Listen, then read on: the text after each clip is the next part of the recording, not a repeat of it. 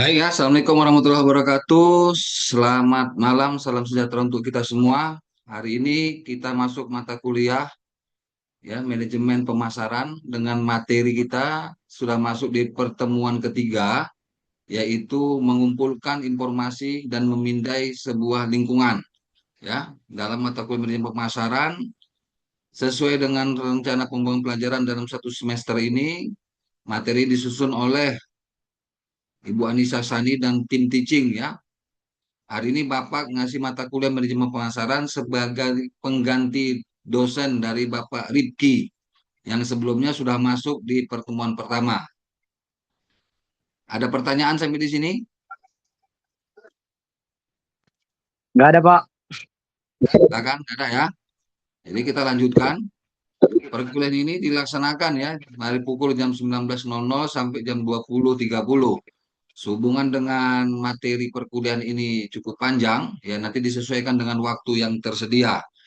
Kemudian Zoom meeting ini hanya durasinya lebih kurang 45 menit. Jadi sesuai dengan waktu yang tersedia pada Zoom meeting ini. Kemudian materi mungkin bisa di-download di portal masing-masing ya. Atau nanti Bapak share juga di grup ya, di grup manajemen pemasaran yang sudah ada. Jumlah yang hadir pada hari ini ada sebanyak 13 orang. Kalau dilihat dari materi atau dari tabel absensi itu berjumlah satu kelas kita.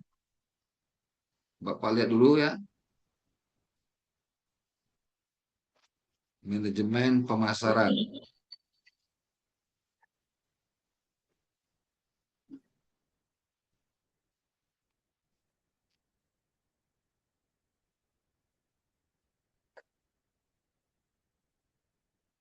Di portal kita ya, bentar ya.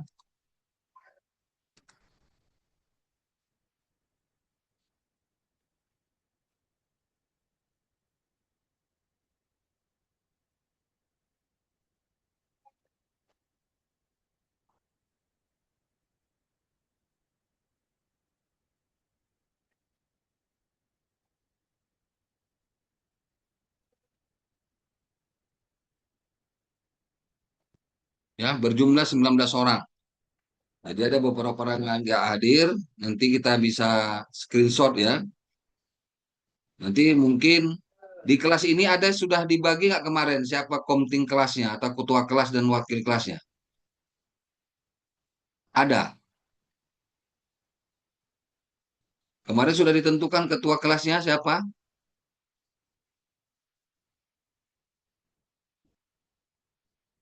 Silakan dibuka itu audionya. Sepertinya belum Belum, dipilih Pak. lagi, Pak. Belum ada ya? Belum, Pak. Oke ya, jadi perlu kita ada ketua kelasnya supaya untuk gampang kita koordinasi terkait dengan PBM kita. Oke ya, untuk ketua kelasnya Bapak pilih saja Andri Fernando ya. Ya, jadi Andri Fernando ketua kelas, kemudian wakilnya itu Lutfia Hayati ya. Sana, Bang, Ya, sana. jadi ketua kelas Andri Fernando, wakilnya ada Lutfia Hayati. Jadi nanti karena setiap materi ini biasanya Oke, ada Pak. soal-soal ya, ada tugas-tugas yang diberikan setiap habis dari sesi pertemuan perkuliahan.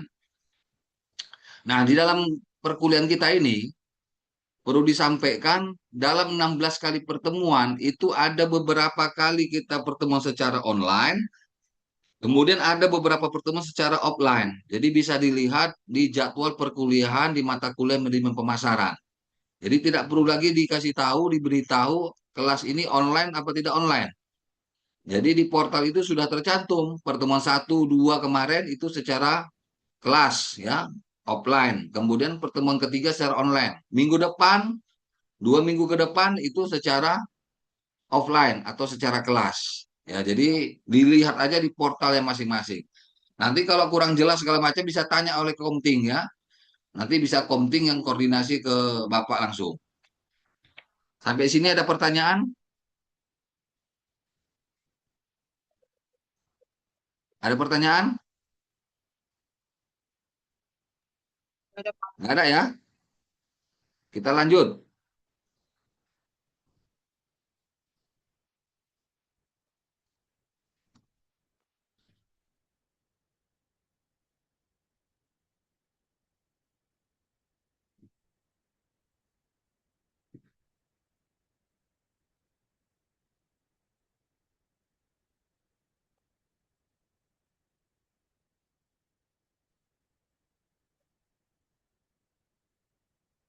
Ya, memang agak susah ini sinyal ini.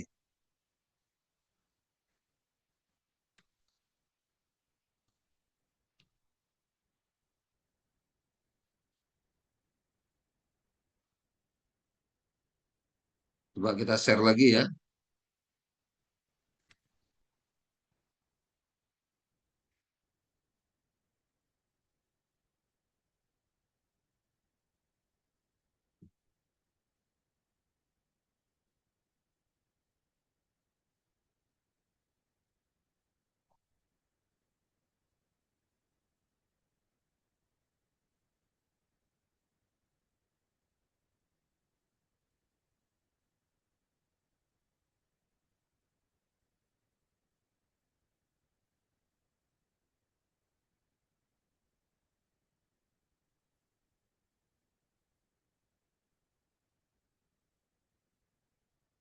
Sudah bisa. Sudah bisa dilihat.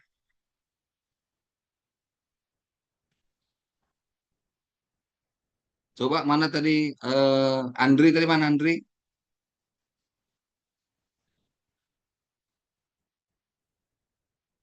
Yang lain sudah bisa dilihat share screen-nya?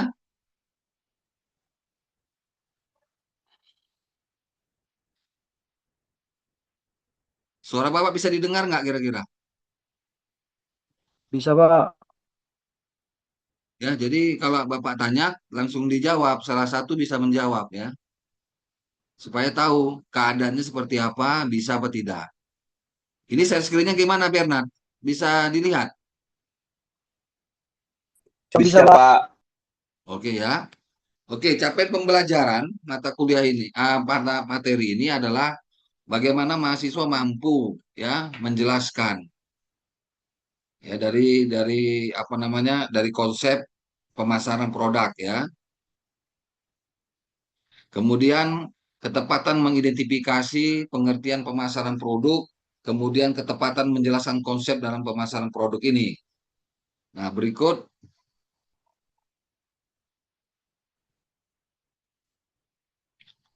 sistem informasi pemasaran modern, bagaimana perusahaan ya yang memiliki keunggulan informasi menikmati sebuah keunggulan yang kompetitif.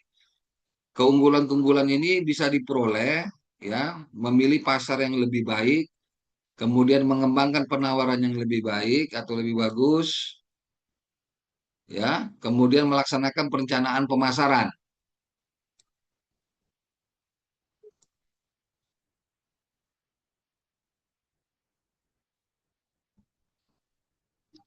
Nah, kemudian sistem informasi pemasaran atau MIS, ya, marketing informasi sistem, ini terdiri dari orang-orang, ya, peralatan dan prosedur untuk mengumpulkan, memilah, menganalisis, mengevaluasi, dan mendistribusikan informasi yang dibutuhkan secara tepat waktu dan akurat bagi pengambilan sebuah keputusan pemasaran. Nah, apa sebenarnya penelusuran kebutuhan informasi ini? Jadi pertanyaan-pertanyaan ini muncul. Seperti apa keputusan yang Anda buat secara teratur? Kemudian apa informasi yang Anda butuhkan untuk membuat sebuah keputusan? Apa informasi yang dapatkan secara teratur? Apa studi khusus yang Anda minta secara berkala? Apa informasi yang Anda inginkan dan hendak ya Anda dapatkan sekarang? Apa informasi yang Anda inginkan setiap hari, setiap minggu, setiap bulan, setiap tahun? Kemudian majalah dan laporan dagang yang ingin Anda lihat secara teratur, apa topik yang Anda ikuti secara perkembangannya, program analisis data yang diinginkan, ada 4 perbaikan yang perlu membantu yang dapat dibuat dalam sistem informasi pemasaran saat ini. Nah, ini informasi-informasi yang akan kita minta. Nah, komponen dalam sistem informasi ini, ya, dalam catatan internal, yaitu sistem informasi ini memberikan data hasil, ya, sebuah siklus dan pesanan sampai pembayaran. Nah, ini untuk memudahkan. Jadi, sistem informasi itu adalah untuk memudahkan. Nah, memudahkan sistem informasi ini memberikan data-data hasil, ya, dari siklus pesanan sampai pembayaran, sistem informasi penjualan, dan database, gudang data, dan pengalian data. Nah, sistem intelijen pemasaran ini ada. Jadi, intelijen ini bukan hanya ada TNI, ya.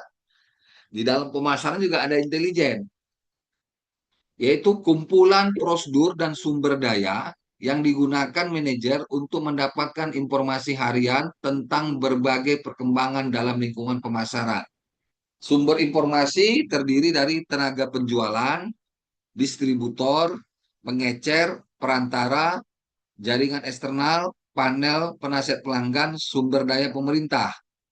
Kemudian membeli dari pemasok luar, kemudian sistem umpan balik pelanggan secara online.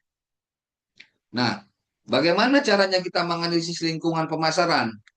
Yang pertama, perusahaan perlu menganalisis dan merespon kebutuhan dan tren yang belum terpenuhi secara menguntungkan. Jadi kalau kita berjualan, misalkan, kalau kita berdagang, kalau kita berusaha, perlu kita menganalisis lingkungan pemasaran yang akan kita laksanakan. Apa itu? Perusahaan perlu mengenali, merespon kebutuhan dan tren. Jadi produk-produk yang kita jual, yang kita tawarkan, kita lihat dulu, kita analisis dulu. Apa sebenarnya kebutuhan masyarakat? Jangan nanti kita membuat bisnis, membuat usaha, tidak sesuai dengan apa yang diminati oleh daerah setempat. Ya, jadi harus kita analisis kebutuhan apa yang mereka inginkan. Jadi kalau kita berusaha berdagang, berbisnis segala macam, kita perlu tahu segmen-segmen produk apa yang cocok kita tawarkan. Nah, ini kita lihat. Kalau di Google itu ada namanya istilahnya Google Trend. Ya, Google Trend itu kita bisa mengetahui apa yang trending sebenarnya. Nah, kemudian kita analisis daerah mana yang tepat dalam hal produk yang mau kita tawarkan.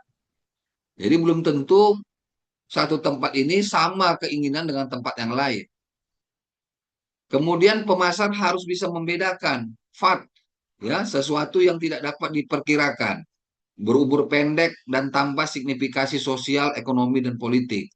Kemudian tren, yaitu arah atau aturan kejadian yang mempunyai momentum dan durabilitas. Kemudian ada market trend.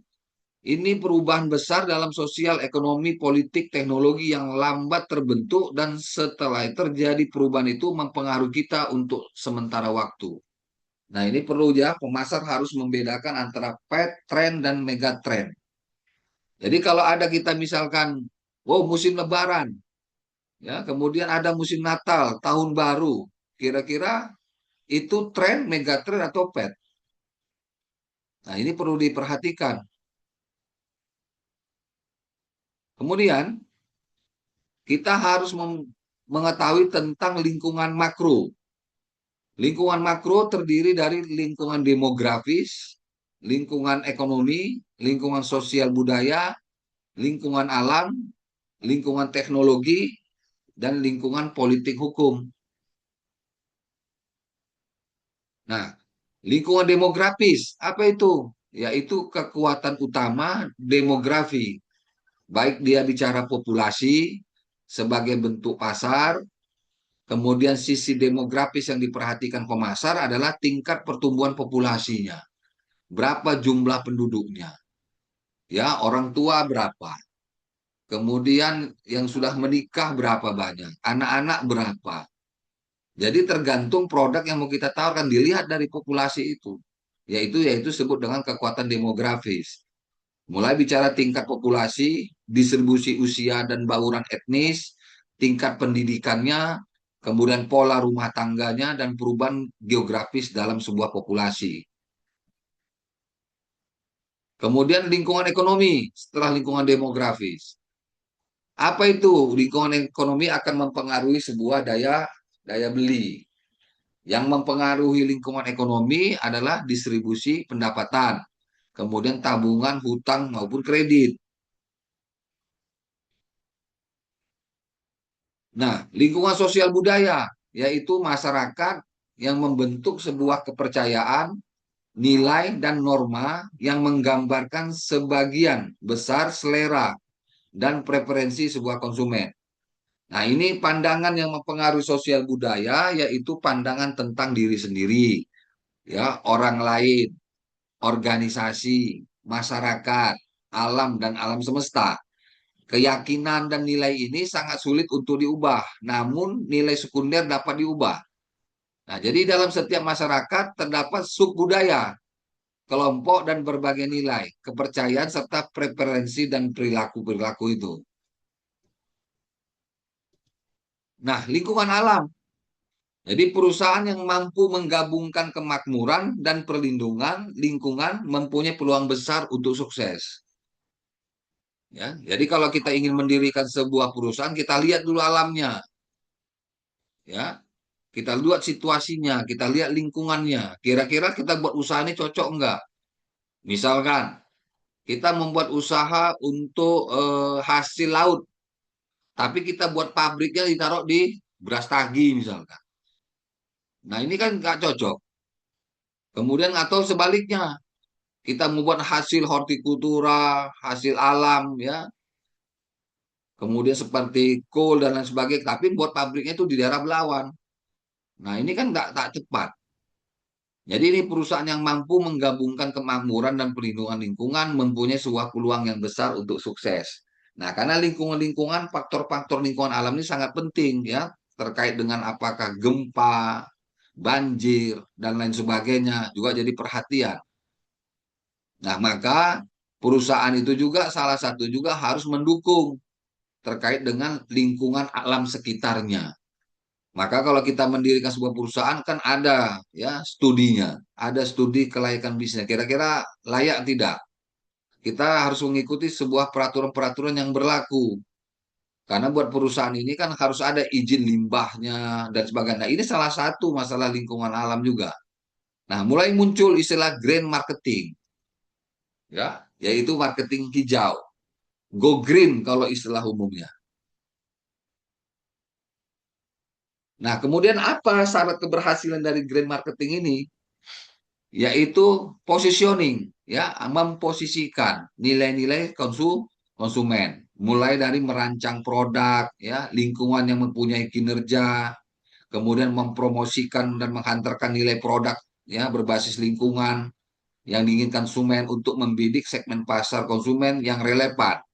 Maksudnya adalah memasarkan manfaat kesehatan di antara konsumen yang sadar akan kesehatan. Jadi produk-produk yang dihasilkan itu produk-produk yang sudah memiliki izin SNI, kemudian sudah apa namanya itu ada halalnya, kemudian ada BPOM-nya. Ya, ini dia, ya. Kemudian mempromosikan dan menghantarkan nilai produk lingkungan yang diinginkan konsumen dan membidik segmen-segmen pasar yang relevan. Jadi manfaat kesehatan dan konsumen yang sadar akan kesehatan ini sangat sangat penting. Kemudian memperluas daya tarik arus, ya, arus utama dengan mengikat atau menambahkan nilai yang diinginkan konsumen ke dalam produk lingkungan. Apa itu? Penentuan harga tetap, ya, untuk pelanggan, ya, ada energi yang terbarukan. Nah, ini adalah positioning sebagai nilai konsumen. Kemudian ada kalibrasi pengetahuan konsumen. Ya, apa itu? Mendidik konsumen dengan pesan pemasaran yang menghubungkan atribut produk lingkungan dengan nilai-nilai konsumen yang diinginkan. Misalnya produk yang bebas dari pestisida, lebih sehat, efisiensi energi, menghemat uang, atau energi matahari itu jadi nyaman. Ya, kemudian menentukan kerangka atribut produk lingkungan yang sebagai solusi bagi kebutuhan konsumen, misalkan baterai.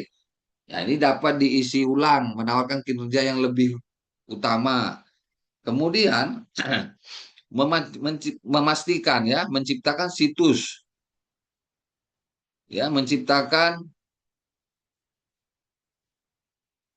situs internet yang melibatkan dan mendidik tentang nilai-nilai produk yang diinginkan konsumen. Misalkan situs web interaktif.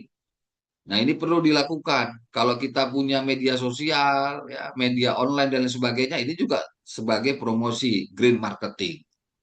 Nah, kemudian kredibilitas klaim produk. Jadi, menyatakan klaim produk lingkungan dan manfaat konsumen yang spesifik, berarti tanpa pretensi dan berkualitas. Ya, jadi kalau kita sudah berani mengklaim produk itu, ya, kredibel, maka harus dipertanggungjawabkan. Produk ini bagus, misalkan produk kosmetik sudah berbasis green, ya, tidak merusak wajah, tidak merusak kulit. Nah, ini harus dipertanggungjawabkan, ya, ramah lingkungan. Karena kalau produk-produk yang hasil kosmetik misalkan ada merkurinya, nah itu tahu sendiri resikonya. Sudah melanggar hukum, kemudian tidak sesuai dengan klaim dari kredibilitas produknya. Kemudian mendapatkan pendukung produk yang sertifikasi ramah lingkungan, ya. Jadi pihak ketiga yang dipercaya dan mendidik konsumen tentang arti dari belakang dukung dan sertifikasi ramah lingkungan harus ada. Kemudian mendorong perwataan konsumen melalui jaringan komunikasi sosial, baik dengan internet konsumen dengan informasi yang meyakinkan, ya, menarik dan atau menghibur produk lingkungan. Misalkan situs web, ya, challenge misalkan milik, ya, Milk Tide mencakup peta Amerika Serikat sehingga pengunjung dapat melacak dan melihat pengaruh pribadi yang menyebar ketika teman mereka meminta contoh yang gratis. Nah, kemudian faktor yang lainnya bicara tentang lingkungan teknologi, ya. Lingkungan teknologi ini merupakan kekuatan yang membentuk kehidupan manusia, ya. Semua teknologi itu baru merupakan penghancuran kreatif. 4 tren teknologi, yaitu apa itu? Kecepatan perubahan yang makin tinggi, peluang inovasi yang tak terbatas, anggaran R&D beragam, R&D-nya, ya. Kemudian makin banyak peraturan mengenai perubahan teknologi. Oke, sampai di sini ada pertanyaan, silakan.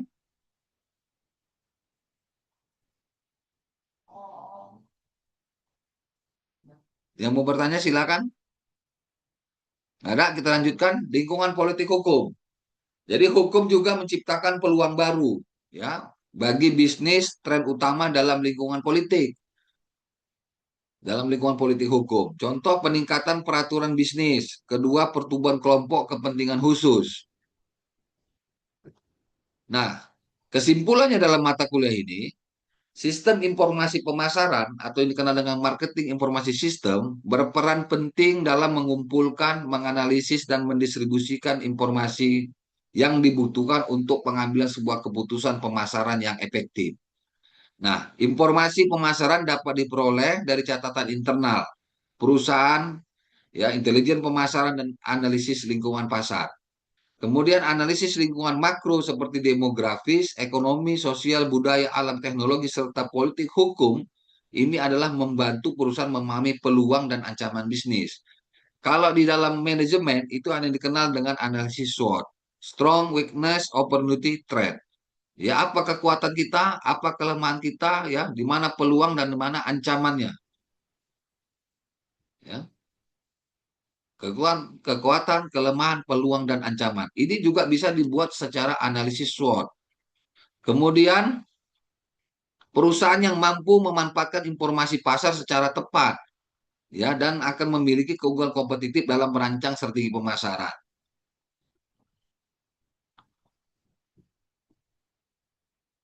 Nah, ini ada tugas, ya, bisa dikerjakan, nanti bisa dilihat di PPT atau di slide, ya, atau PDF-nya nanti dikerjakan dan dikumpul minggu depan dan itu diserahkan tugasnya sama Komting kelas, ya, sama si Andri, ya, atau sama wakil, Oke Pak, ya. baik, baik. Jadi dikumpulkan. Jadi hari ini kita kuliah, minggu depan paling lama sebelum masuk perkuliahan harus sudah dikumpulkan. Jadi kumpulnya dalam bentuk file, Ya, jadi kalau hari ini hari Sabtu, maka ya paling telatnya hari Jumat. Ya, supaya terdata siapa yang mengumpul, siapa yang tidak mengumpul. Jadi ini bisa dikerjakan tugasnya ya di rumah. Nah, ada pertanyaan sampai sini? Silakan.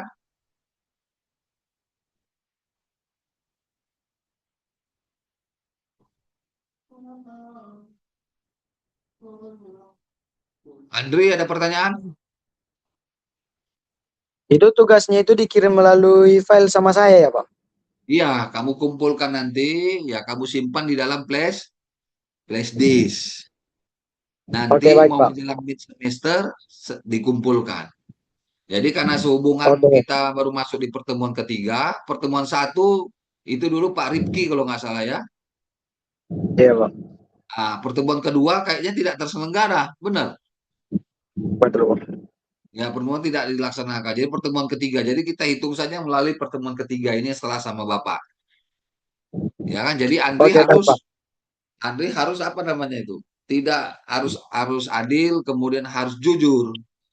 Ya kan? Karena dikumpulkan sama Andri. Jadi siapa yang mengumpulkan Senin mulai dari hari ini sampai hari Jumat. Jumat, Pak. Jika ada yang lewat waktu, maka harus ada catatannya.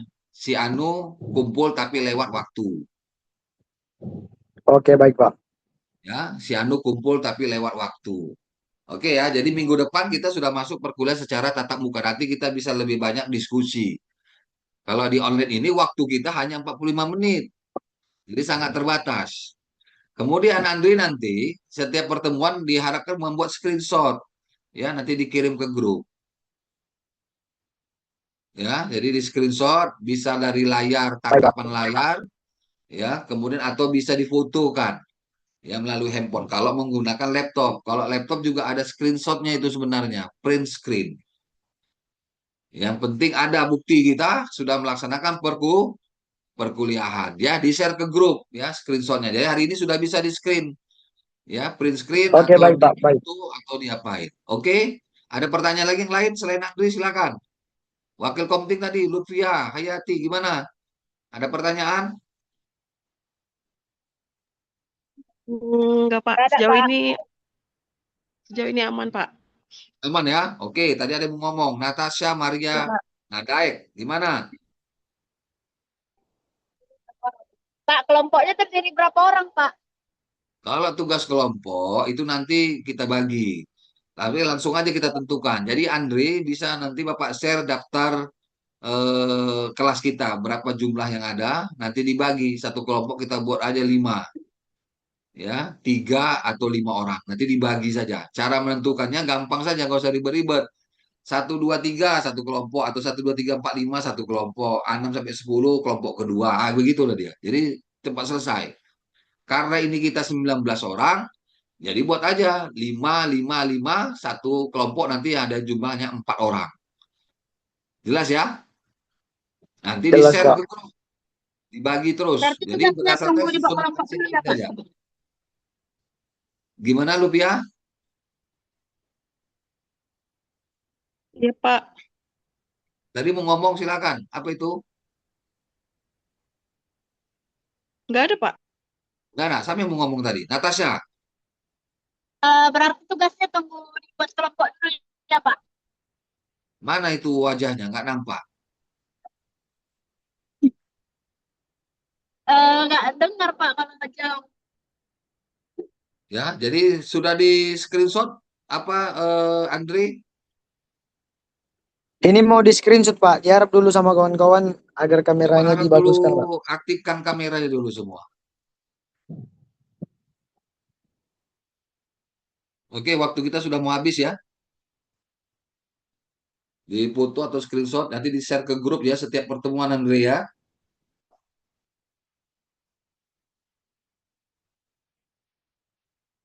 Ada pertanyaan? Tidak ada? Tidak ada lagi? Andre, ada lagi? Udah siap, Pak? Udah. Udah siap. Oke ya, kalau gitu perkuliahan kita akhiri karena waktu sudah selesai. Sebentar lagi habis lah dia nih, padam ya kan. Ini sudah upgrade 10 Iya, Pak. menit. Jadi demikian aja perkuliahan kita hari ini. Nanti kita lanjutkan minggu depan di pertemuan keempat secara offline atau tatap muka di kelas. Demikian, sampai jumpa. Assalamualaikum warahmatullahi wabarakatuh. Selamat malam. Sukses selalu. Waalaikumsalam. Waalaikumsalam, Pak. Waalaikumsalam warahmatullahi wabarakatuh. Warahmatullahi wabarakatuh.